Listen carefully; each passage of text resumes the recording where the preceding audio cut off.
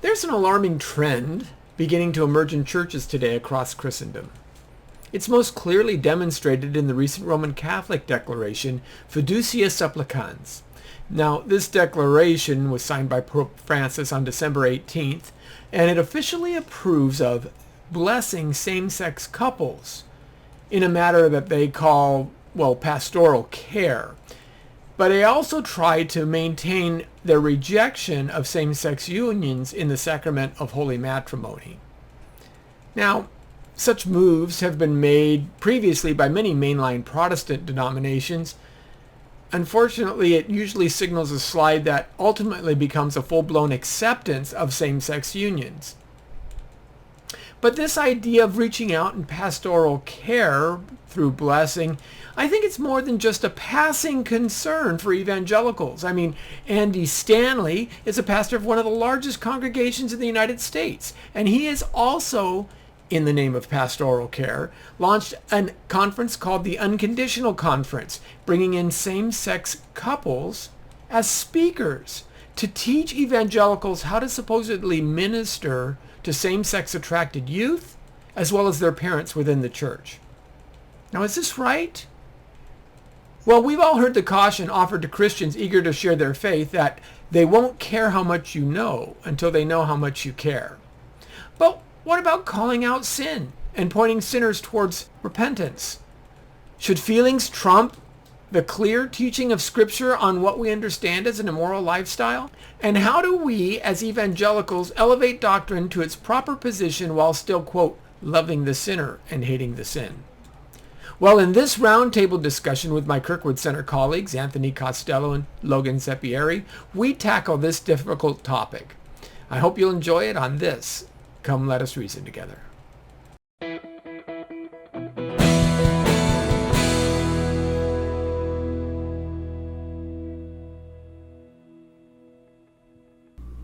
Okay, everyone, welcome again. And today I am joined by Lenny Esposito Good. and Logan Sepieri. The topic for tonight's roundtable, which I guess we just decided about 2 minutes ago, is a trend that I think we've all been seeing, not just in the evangelical church or evangelical churches, I guess but that's also really showing itself in the Roman Catholic Church as well, and even in the Eastern Orthodox churches. And it's kind of a move towards what we might call, or we'll try and coin this term, a post-doctrinal Christianity. And what we're talking about here is a move that we've seen made by the Vatican, for example, in its declaration by the Dicastery of Doctrine of the Faith on December 18th, the Fiducia Supplicans, where there was a development in the doctrine of priestly blessings, which was explicitly extended to people in same-sex unions. I think with a parallel to that is which was a determination that was made by the Anglican Church just a few weeks before that, which went under the name, I think it was Prayers of Love and Faith, which was also a blessing for people in same-sex unions. Of course, all the while, there's not. It's said that there's no change to the actual doctrines, but these practices are now being implemented. And I think we saw something similar last year when Andy Stanley held his Unconditional Conference, which we did a podcast on. We'll link to, where there's this again this emphasis on. The move seems to be, Lenny, an emphasis. I'll start with you. An emphasis on pastoral care and counseling, to the exclusion of or separation from what we might call theological teaching or doctrinal teaching. So Yes, let's explore this a little bit because it seems to be pervasive. right. So there's Throughout- a little bit of a difference. I guess we want to nuance ourselves a little bit because there are folks. I mean, there's obviously a subset of Anglicanism who have followed mainstream denominational social theories and things of that nature, where they won't see this as a sin at all. yes. So even though perhaps some of their leadership, you know, council of bishops or what have you, vote in order to sustain the historic understanding of sexual morality and things like that. Really, in all aspects, the Methodists and a lot of the American Episcopalians and things of that nature are basically, it's not even a sin to them. So of course they have no problems with same-sex unions. They've got, you know, lesbian rectors and things of this nature. Yeah. So, Right. but within the Anglican commune, specifically within the Roman Catholic Church, that's not necessarily the case. There are individuals who may disagree, but the official doctrine is that this is still a sin. The problem comes in is twofold. First is, how do we minister to individuals who we know have this orientation, have this specific prediction or this specific kind of pattern in their life, and then secondly, not only how do we minister to them, how do we try to reach and maybe witness to them and draw them into the fold. So I think there's two aspects to it. There's a kind of a public persona of how do we treat those in society who are same-sex attracted, that kind of thing. And then secondly is, what do we do with those in our communion itself who are practicing this, who, you know, are some, what they would say, otherwise good congregants, right? So I think those are the two poles, the public and the local. And what it seems to me is they want to have it both ways. They're separating, as you said, the idea of doctrine from the idea of public policy and pronouncements. And it's really hard to say that that you don't want to be judging of somebody when you have a doctrine that says this is wrong, because by its nature, doctrines are divisive. You fall on one side of the line or not. You either believe it or you don't. So what I'm seeing here is it's part of this encroachment of the late 20th century, early 21st century concept of feelings matter more than maybe what you would reduce doctrine to, which would be an academic position. I mean, it's nice that the theologians have worked this all out, but it's the feelings of the people that are real, and the abstract ideas of morality and theology, those are additional aspects that are important, but not more important than the individual, because if the individual is offended, that takes precedence. And that's kind of what I see their logic as. Well, and I mean, another way you could present, and Pope Francis uses this kind of language all the time, and it shows up. Again, we'll leave aside those denominations that have already been doing this for like 30 or 40 years, and now you might say that, you know, I don't know, is the Vatican or formerly conservative evangelical churches now just trying to catch up. But the language that will often be used is the difference between experience or encounter. Pope Francis will talk about encounter, personal encounter, versus sort of a doctrinal or propositional claims. Mm-hmm. Right. And there is a truth to that. I mean, the truth of Christianity is not entirely contained in just propositional statements. And even if one had an intellectual assent to all the correct theological statements, that would still not make one a Christian, right? There's got to be something like a personal relationship that goes beyond mere intellectual consent. It's got to be something related to the will, right? Even Which the demons believe, right? But what seems to be the problem in the Vatican's language and in the language of a lot of churches in the evangelical world today is this idea that the propositional claims almost have no relevancy. Well, I think they have relevancy, but they're just not practically applied. Is the or they're not being being practically applied. Yeah, right. And again, I think it because, and there's, to be fair, when you're in the modern milieu, there is a lot of pressure on you, and there's been a lot written on this where people don't like to be called bigots. People don't like to be pigeonholed as haters, and because of the rhetoric of the left, it happens to be a pretty big cudgel that these guys start to wield in order to, basically beat up those who would stand against that kind of an approach. The breakdown is that feelings aren't necessarily the primary aspect of what we as Christians are supposed to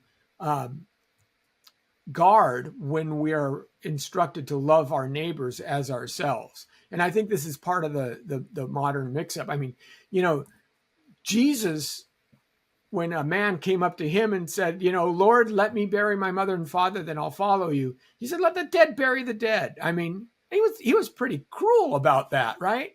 Because although, and realize that passage, for anyone who's listening, that wasn't like their parents were both on hospice at that point in time. That's not what he meant. I still have to take care of my folks. They've got another 10 or 20 years. And then once they're gone, then I can follow you. He goes, you know what? There's not time for that. If you want to follow me, you got to get serious about it. Rich young ruler, go sell everything you have. Give it to the poor, then come follow me. There are sacrifices that one must make as a follower of Christ that don't spare your feelings. And this is where the rub comes in, because morality has real world consequences. And that's the part that we're not talking about in this situation. I'm going to read a quote here just to put a cap on that point. And then I'll have Logan chime in on some of the rhetoric and the pressure maybe from the world that is being put on churches to sort of in propagandistic style to sort of force their hand a little bit. But here's a quote from 1986, Cardinal Joseph Ratzinger, later Benedict XVI, on the issue of theology versus care and counseling. I quote, "We wish to make it clear that departure from the church's teaching or silence about it in an effort to provide pastoral care is neither caring nor pastoral. Only what is true can ultimately be pastoral. The neglect of the church's position prevents homosexual men and women from receiving the care they need and deserve," end quote. Now that was written in 86. And of course, but he still was the predecessor of not St. Francis, Pope Francis. And I know some of our evangelical listeners might be like, why are you guys quoting Catholic popes and scholars on this one? Well, one of the things that Hans Boersma points out in his recent article in Touchstone magazine, and Boersma is an Anglican, I believe, which is titled "The Fall of Rome." In a sense, it was Catholic sexual teachings have been much more orthodox and strict and conservative over the last last couple generations than Protestants, by and large, right? So it has been a sense that the Catholic Church was sort of like still the guiding light on issues related to, theology of the family, theology of the body, and human sexuality, whereas most Protestant churches had long since capitulated and given in to, Right. the now we knowism of, the medical or the social sciences or whatever. So, okay, but Logan, you're in politics. Yeah. So, I mean, it does seem to me that it's just, there's a big, what is it called? Bully's pulpit out there, big ballywick or whatever, a big stick that's being wielded by the left, against churches to pressure them into, if not capitulating completely on teachings, to practicing things in such a way that the teachings seem to become fairly marginalized in the long run. Yeah. Well, I think the best way to take this angle. I was reading. Everyone has to read their Ayn Rand once in a while. Just a little fiery, whatever going on. Even if you agree or disagree with her, I mean, even she was like embodied her philosophy, which is just so funny. But there's a famous quote from John Galt, I think is his name. He gives a speech about like, over the millennia, over the ages, really been two positions of morality, and one argues for to make sacrifices for the ghosts in heaven, and the other is to make sacrifices for the incompetents on earth. And the thrust of that is like, right, like there's no like why are you doing it? It's fake. It's all fake. Like you have these deontic obligations, or you have these people who really aren't worth your time anyways, and you're just bickering over which one to sacrifice to. And the reason why I say that is because I think what has happened, I think it's been going on for a long time, which is the sort of realization that, I don't know if I want to say realization, because I think that gives a connotation that I mean the reality behind the doctrines, but we'll just say a sort of realization that the doctrines people believed in don't have consequences, right? And so when the left comes and bullies them, those consequences are more real than anything they're believing in doctrines anyways. So it's really just sort of the crumbling away of, I think, an edifice that has just sort of been supported and unchallenged, and now you have the left throwing rocks at it, and they're realizing, oh my gosh, there's really nothing supporting any of this superstructure. And so then it's like, either nostalgia or like the rocks, and most people are choosing the rocks over the nostalgia because they're like, I'm losing my job if I don't go along with this. But if I go along with the other view, like, great, when I go home and pray at my dinner table, I can feel triumphant in some kind of way, maybe. And so I think this is this like interesting place to be in, where I think the doctrines actually do have consequences, and I do think the doctrines ultimately pin upon reality. I think that's why they are doctrines. But for whatever reason, there's been this understanding that ultimately they really don't. And through that sort of assumption, we are now facing not just rhetoric. It's not just rhetoric, right? It's not just like, you're a bigot if you don't do it. It's like, you're a bigot and you're going to be fired, or you're going to be expelled from your church, or we're going to go to your home and call you a bad person in front of your wife and children, and then mock you until you, want to like kill yourself. It's like, those are more real than the question of homosexuality. But homosexuality has brought about AIDS and all these other things. So it's like, there are actually real consequences, but we're not allowed to talk about them, or we shouldn't talk about them. Well, that's very disrespectful. So it's like, so to respond to your point about the rhetoric, it's like, I don't think it's sure rhetoric in one sense, but it's, actually getting beyond the rhetoric's the easy part. I think most people can live with being called haters. I don't think that's like a problem. Yeah. So what you're saying is the doctrines that have to do, especially with metaphysical realities,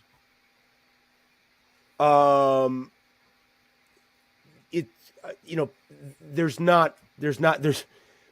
perhaps there is just a mere intellectual assent to them, but then when put under pressure, people are realizing that the real world consequences of losing your job, being publicly ostracized, those outweigh their, let's just put it bluntly, their fear of, dishonoring God, But like, even take like, for example, the doctrine of man and the natural kinds, right? This is like a Christian view. And if you read through Abolition of Man, I'm going through a few of our students. I'm going through the Abolition of Man. I said, okay, but notice what Lewis is like. I'm going to be called an obscurantist because I'm going to he's just trying to stop progress. Blah, blah, blah, blah. And he's like, but hold on.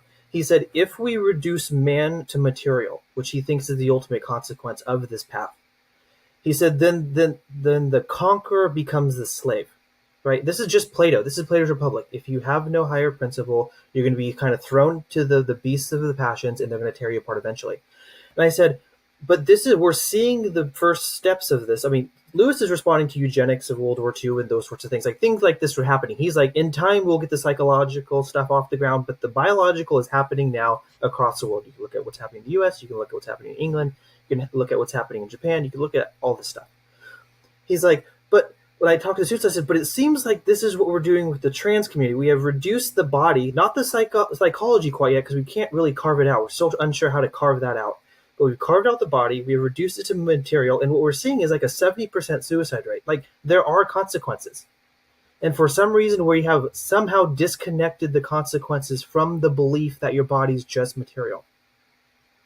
Right? But this would be a perfect example of telling Christians, it's not just we have this really cool idea of the humankind and the statue of David's really cool, and so that's why we believe it. It's no, there's this idea of the humankind because we believe it's a particular object. The object has certain life and it has certain capacities. It has certain end goals. Statue of David's pretty nice because it's supposed to exemplify some of those aesthetic beauties. But ultimately, when you abuse it, you end up becoming a slave and then end up killing yourself. That's a problem. Right? You can't run a society like that. Practically speaking, Lewis makes what seems to be a very metaphysical case, but he just ties it to the basic ways in which we live. If you don't have something that's overarching, then you just have slaves and tyrants. That's what you have at the end of the day. And to live in a world of slave and tyrants gives you masters and, direct consequences. Not just theoretical. Yeah. I think we're still at a place that we can still agree that slavery is a real consequence. One of the problems here is, first of all, these doctrines don't hang individually, on their own. Christian doctrine is an integrated understanding of humanity, of how we're developed, what we're made for, ideas of value, that personal pleasure, autonomy, and safety are not necessarily the highest values, although that those are the values that we are exercising when we talk about these specific issues. And then thirdly, of course, you do have, I know people dismiss the slippery slope, but have we not seen it? We know the transgenderism is highly damaging. The WPATH files that just came out yesterday, where they uncovered this organization that's basically the national promoter of transgender health issues, supposedly. They uncovered all of the doctors' conversations where they said, this is we would never do this for any other treatment point. Here's the known cancer risks that we're saying. Here's a girl that has liver cancer. We know the hormones gave it to her, but we're going to go ahead and schedule the double mastectomy anyway. Mm-hmm. Monstrous kinds of approaches, because it's still couched in this idea of we can't hurt not this girl's feelings, but the whole transgender community's feelings. We can't make them feel like they're wrong in any way, shape, or form. And it's fascinating because every parent knows that disciplining your child is a hard thing, right? If you love your child, you'd better discipline them. But nobody enjoys doing the discipline. I don't think most parents are excited about that in any way, shape, or form. Sometimes, I used to scoff when you heard a parent say, "This is going to hurt me more than it hurts you." But a lot of times that's true. You just don't like punishing your kids, but it's a necessary thing. And we're now living in a society where nobody should ever get punished for anything. And then to have the basic authorities of the church pick up this concept and run with it in the same way, it's no wonder that it's going to erode the social moral fabric that really undergirds our society.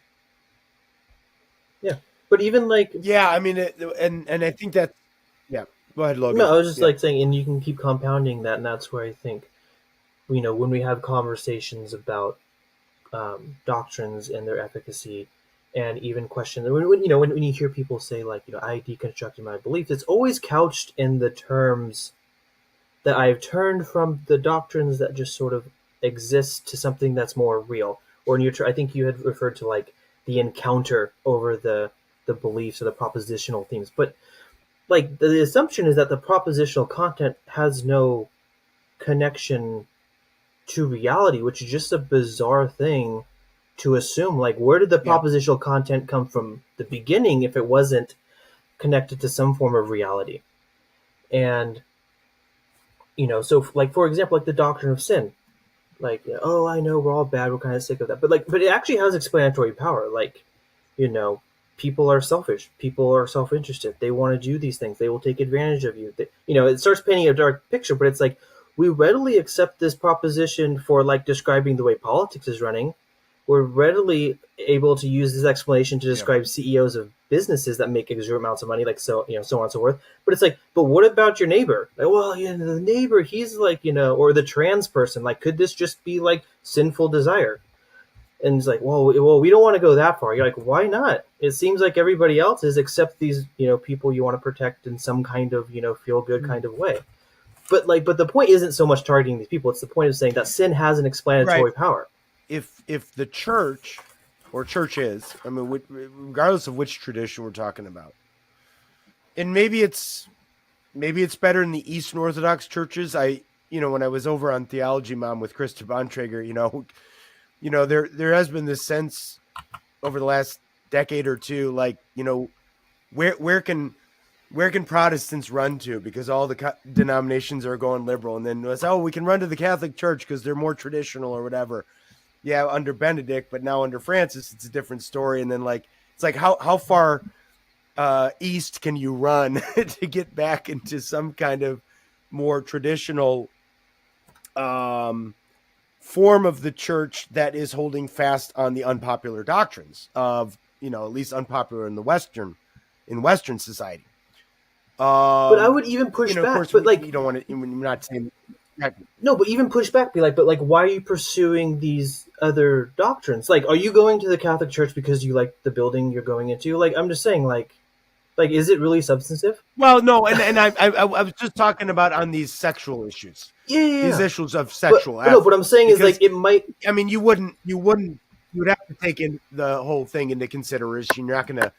You really should not convert to Catholicism or Eastern Orthodoxy only because you think that some churches, a lot of Protestant churches, obviously have gone liberal over the last 50 years, 60 years, especially in the area of theological anthropology. There's still that still wouldn't be sufficient cause to convert to some other tradition. I'm just saying that I know it has been one motivating factor, I think, amongst some to convert, because they at least believe that they're finding refuge or safe haven from what we just call liberal Protestantism, or progressive Christianity. No, well, I wasn't trying to knock it. But my point, it wasn't to knock necessarily. What I was trying to get is it seems like there's a possible way in which people are moving from one, I don't know what you want to say, one of the pillars of Christianity. I don't know how you want to the different sects, or how, however you want to carve that out terminology wise, but moving from, say, Protestant to Eastern Orthodox or Protestant Roman Catholicism, and you're arguing for refuge. Are these individuals looking at the doctrines and saying, for nostalgic purposes. Now they might not say it, they not cash it out like linguistically that way, but are they saying like, oh, I'm going to this church because they really understand how these doctrines apply? Or is this more of this sort of like, I just think they have propositionally a more coherent doctrine, and it's still the wrong move. Like it's just, you're just saying, I don't like how the thin view of doctrine is not working out here, so I'm going to move over here because it just hasn't infected this section of the Christian world. It's still just as thin, and my justification for believing it's just as thin. That makes sense? Well, Right. Well, I'm just saying, like, yeah, but it would just back to your point though of sin, and I mean, we're getting to you start getting to this point of where, what if any iteration of the church is really calling out sin in such a way that one must be transformed, right? And this was this was a criticism of #HeGetsUs, made by several conservative commentators. There's just nothing there. There's nothing. It's almost as if, look, the church has nothing left to do because the secular institutions are taking care of all the welfare issues. So, but we're losing, and churches are losing numbers. So you kind of do this thing of where, like, well, let's just get on board because we want the secular institutions to continue to support us, because we want to just be, it's kind of like, I mean, it's kind of like the church becomes a branch of government, right? The church becomes sort of another mouthpiece or another branch, a wing of the secular state that sort of provides kinds of social and psychological services for the community. We still want religion in the culture. We still want religion in our society because we feel it has certain kinds of benefits for people in a very sort of imminent way. It provides certain goods. It gets people together. It gives them rituals to perform and so on and so forth. And that's healthy in a sense.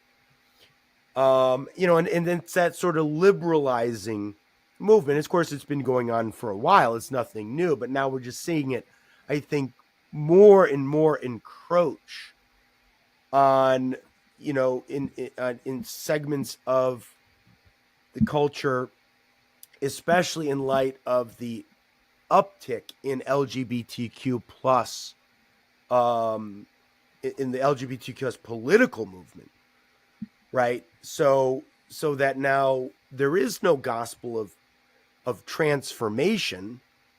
There's no gospel of that includes, a real reconciling for sin that might come if one is not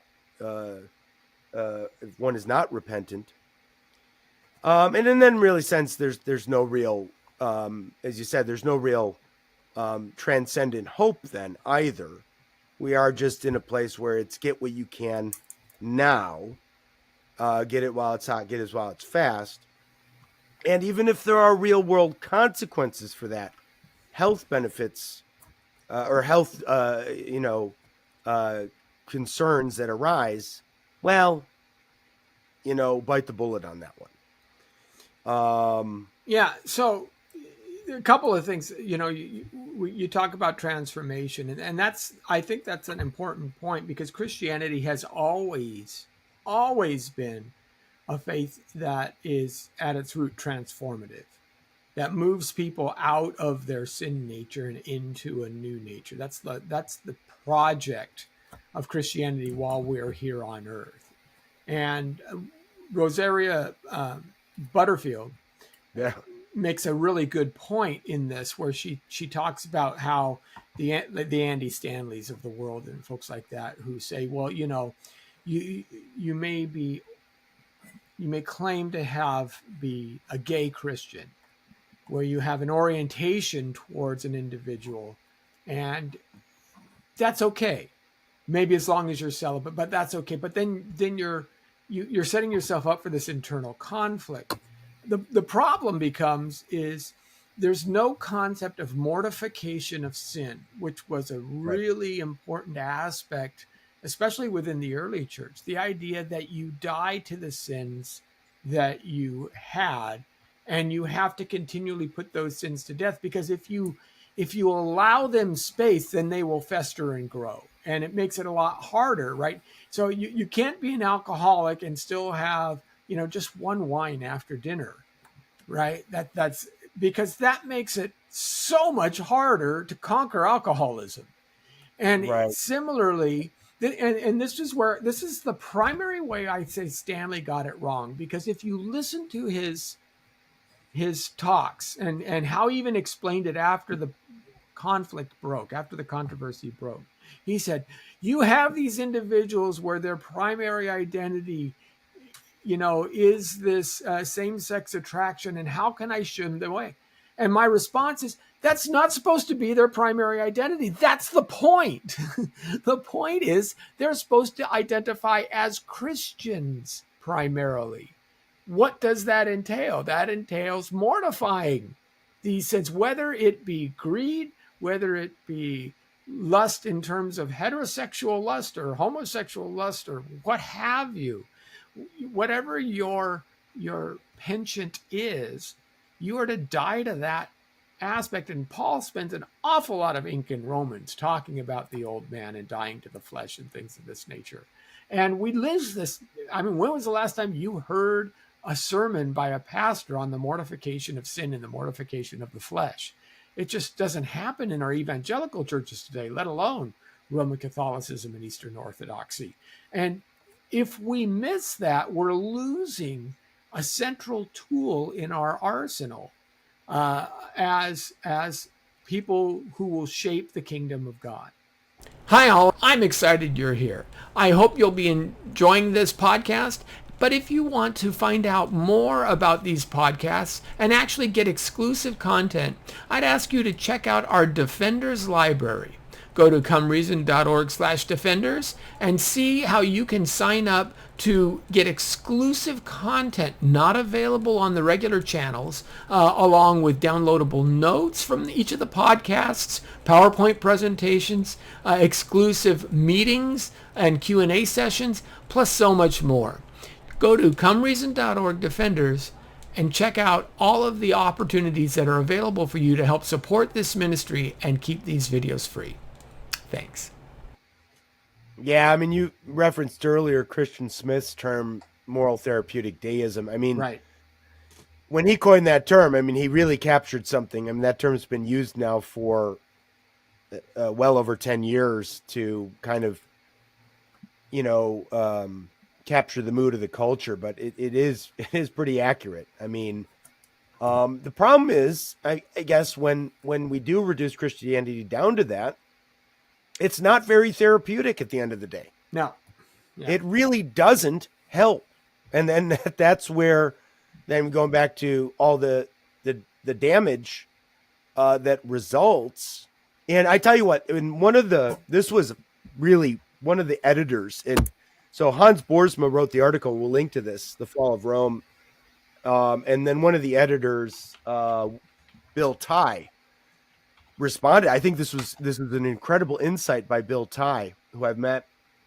And I don't know if he's Catholic or Protestant, but he was talking about Chris Christie, who Bill Tye assumed Chris Christie was fairly liberal with regards to same-sex marriage. But I guess Christie really wrestled with the idea of same-sex marriage because he grew up in a Roman Catholic home on the East Coast, right? Where also more kind of traditional, rough and tough guy, where, it was homosexuality was wrong, right? And same-sex marriage was, not right. It was disordered. But now, but Christie's not some Bible, like deeply, rooted in the Word of God type Catholic. It's more cultural for him.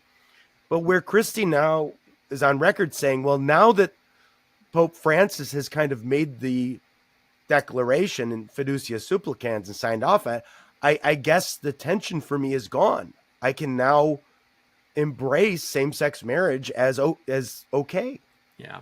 And Bill Ty relates this to basically what Jesus says, woe to you who, when he has the children in front of him. Yeah, stumble the children, absolutely. Who cause these little ones to stumble, because even though Christy's a big guy physically, he's kind of like a little one in the faith, right? You sort of, and now he thinks, he's convinced it's okay because Fiducia Supplicans came out and the Vatican thinks it's okay to bless these people. And even though the official teaching hasn't changed, now you have somebody who was sort of a Catholic, sort of a, at least culturally there.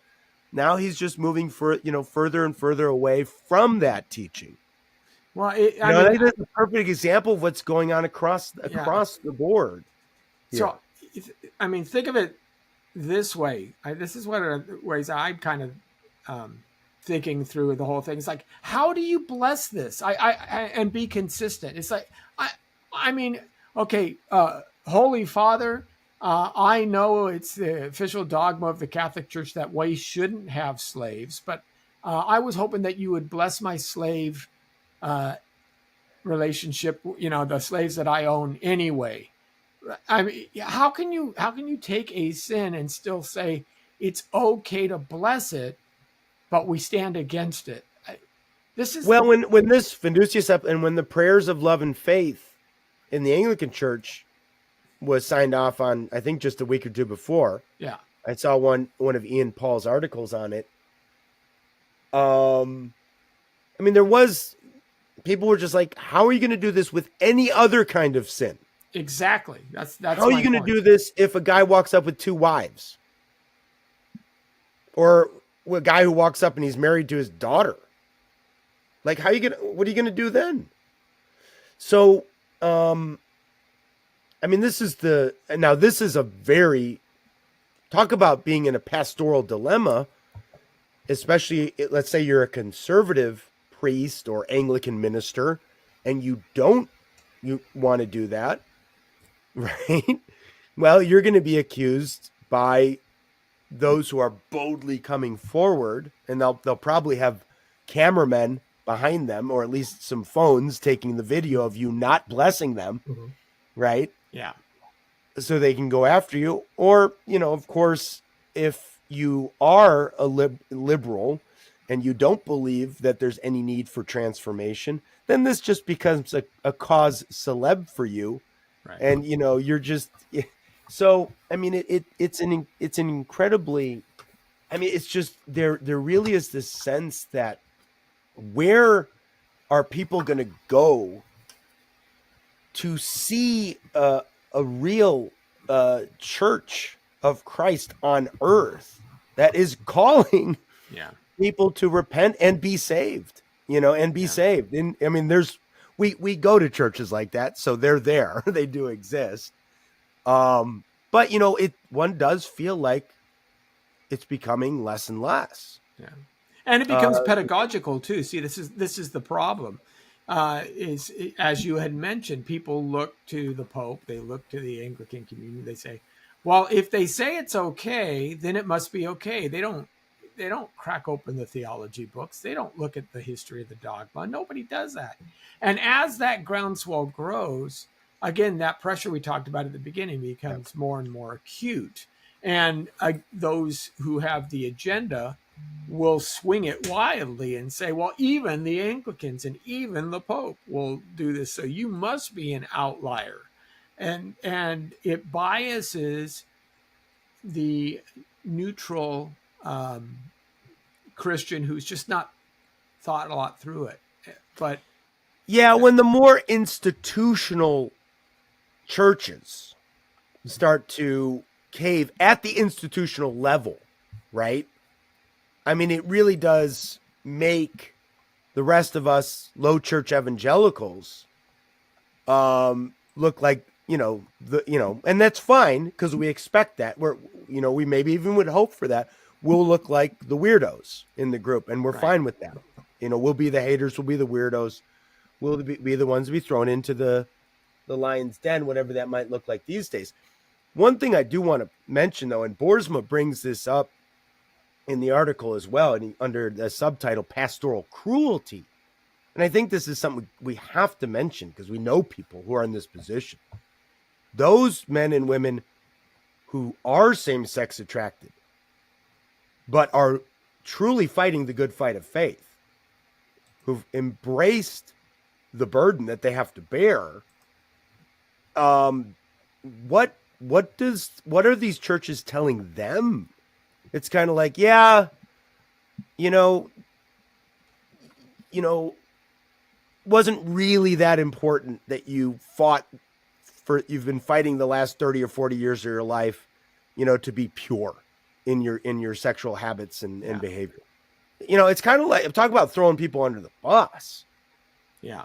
And I still struggle to think what kind of support is out there. I mean, this is where the people like Rosaria Butterfield, I think, are doing a great service in being the one who's, people who've come out of there, Christopher Yuan, and they know because they've been there.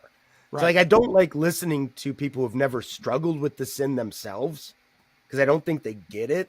But when you listen to like Rosaria Butterfield, maybe a Becket Cook, I don't know much about him, but I know he did come out of it. I mean, they know what it was like to be transformed from that particular kind of sin. Right.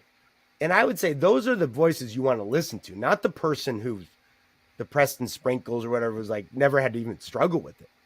And there is that dynamic. I became very aware of it at my former place of education. The people who, by and large, they've lived pretty decent moral lives. They've been good Christians. They haven't really gone down that road. They tended to not really get how serious the sins actually are if you perform them. If you actually do them, then what they're like. You got the what's it like to be a sinner perspective, and you realize that what truly is needed is the transformation. The transformation is not something that we can poo-poo or water down, right? So anyways, so that was another thing that Borsom pointed out. I think it was really important because, we have friends who are holding fast and feel like they don't get much support at all when things like this come out. Anyways, I'll give you guys the last word, though. We'll wrap it up here. But, again, this idea of segregating or trying to strip away doctrine from pastoral care counseling seems to be a pandemic in the church.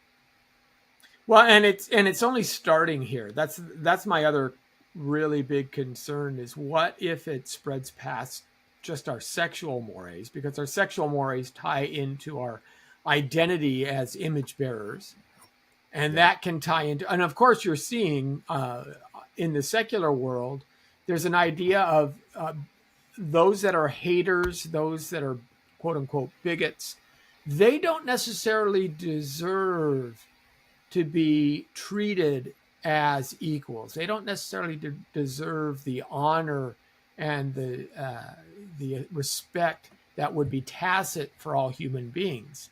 And we've seen this play out. Anytime you put a series of individuals, a group together, and start castigating it and then start dehumanizing them, saying they're not quite as human or not worthy of the human protections of others, then it eventually does lead to domination, oppression, and real world oppression, things like,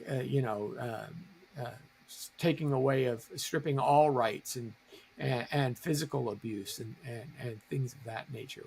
That's the way human psyches are wired. That's the way human sin pushes us. And so once we start pulling away at those strings, I think it sets us up to see true monsters in our midst. I mean, if they can turn around, the secular world can turn around and justify the Hamas October 7th debacle, then you can justify anything. Yeah. Logan, any final words? Yeah, I mean, I think to take it kind of in a full circle, I think the problem with doctrines as they are being pitched today is that they're separated from consequences, and I think the answer would be to reintroduce consequences.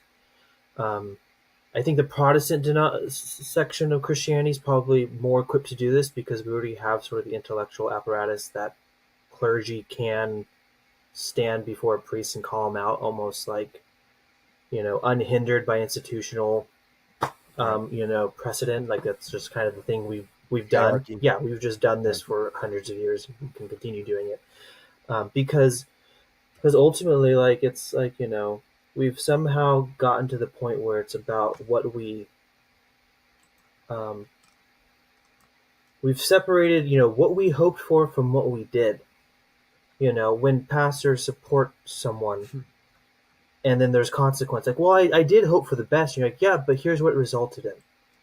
And I had a perfect conversation with someone about this. They were like coming at me pretty hard and were like, if you don't support trans surgery, the blood of their suicides on your hands. And I said, okay, how about this? I will accept that consequence if and only if they get the surgery and commit suicide, you get to take the blood on your hands. And they said no. And I said, that is the exact problem that we're at, is all the consequences are flowing one way and they're not flowing both ways. When a pastor says, oh, it's okay for you to like live with your, girlfriend, and then they get pregnant and then they have all these, problems, and then abortion comes, like, is the pastor being drug out into the streets? No, but probably should. That's a good point. I think that's a valid point. And I would hope that people would think about that. All right. Well, gentlemen, been a good round table. Not a pleasant one, but I think a valuable one. So until next time, we'll see you then. God bless. All right. See you.